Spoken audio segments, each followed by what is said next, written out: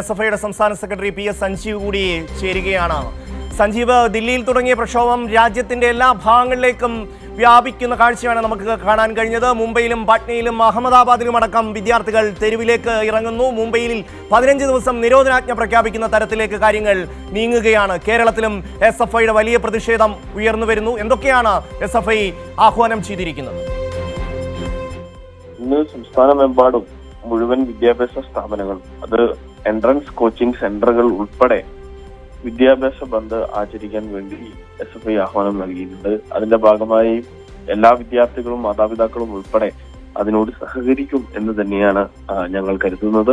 കാരണം രാജ്യത്തെ അടുത്ത തലമുറയെ ബാധിക്കുന്ന വിധത്തിലേക്ക് രാജ്യത്ത് പഠിച്ചാൽ പോലും നിങ്ങൾക്ക് രക്ഷയില്ല എന്ന സ്ഥിതിയിലേക്ക് കാര്യങ്ങൾ മാറുന്ന പശ്ചാത്തലത്തിൽ ഏതൊരു കുടുംബത്തിന്റെയും ഏതൊരു മാതാപിതാവിന്റെയും കൺസേണായി ഇന്നത്തെ രാജ്യത്തെ സർക്കാരിന്റെ ഈ കൊള്ളരുതായ്മ മാറിയിരിക്കുകയാണ്. അത് അവരെ നേരിട്ട് ബാധിക്കുന്ന വിഷയമായി മാറിയിരിക്കുകയാണ്. അതുകൊണ്ട് തന്നെ irrespective of every different classes, ഏത് വിഭാഗത്തു നിന്നുള്ള ആളാണെങ്കിലും ഈ സമരത്തിലേക്ക് സ്വയം വന്നിറങ്ങുന്ന കാഴ്ചയാണ് നമ്മൾ കാണുന്നത്.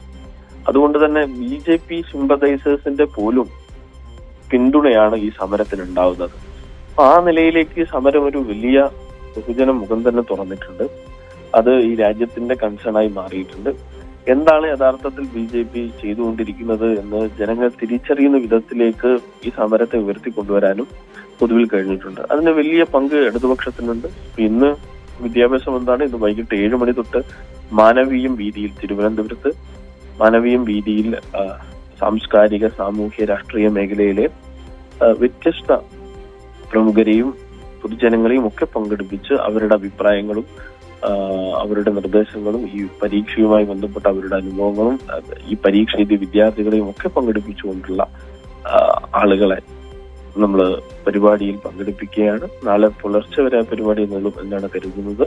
അതോടൊപ്പം ഇന്നും നാളെയുമായി ഒക്കെയും ഈ സമരത്തിന്റെ കൂടി പശ്ചാത്തലത്തിൽ ഡൽഹിയിലേക്ക് സംസ്ഥാനത്തെ 9 ജില്ലകളിൽ നിന്ന് 100 പേർ ഡൽഹിയിലേക്ക് യാത്ര തിരിക്കുകയാണ് സമരത്തിലേക്ക്. എസ്എഫ്ഐ സംസ്ഥാന സെക്രട്ടറി പി.എസ്. സഞ്ജീവാണ് പ്രതികരിച്ചത്.